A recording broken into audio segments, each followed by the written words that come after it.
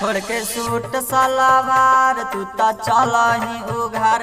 तोरा देखी के मिजाज जहसन की हमार, तोरा देखी के मिजाज जहसन की हमार। खूब कादो मटी से नेटाई देतौगे, 52 गज के चोली होली में रंगाई जेतौगे। 52 गज के चोली होली में रंगाई जेतौगे, रंगाई जेतौगे।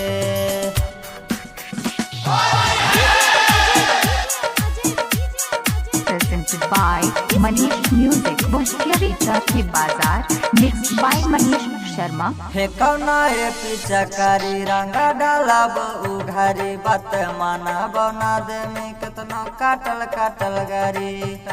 खूबा ऊपर से नीचे ठेकाई देतौगे, 52 गज के चोली होली में रंगाई देतौगे।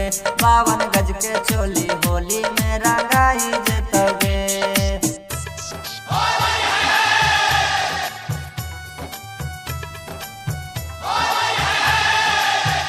मना दिलाही बिगाड़ी लगे लाड़ जेतो गाड़ी, रंगा डाले खातिर लाई कन में हो तो मारा मारी।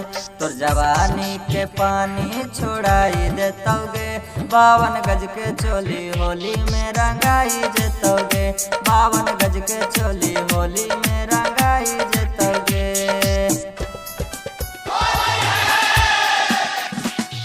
Manish Music, Bhushiyari Recording Studio, Chowki Bazaar, mixed by Manish Sharma। देखा के सोनानी अंधान तारा सवैती ही मन, मनी सुजित रंजन सौसे रंगा तो बदन।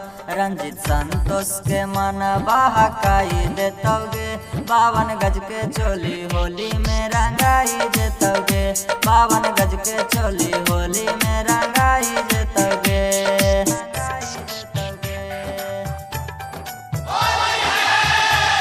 Manish Music, Bhushiyari Recording Studio, Chowki Bazaar।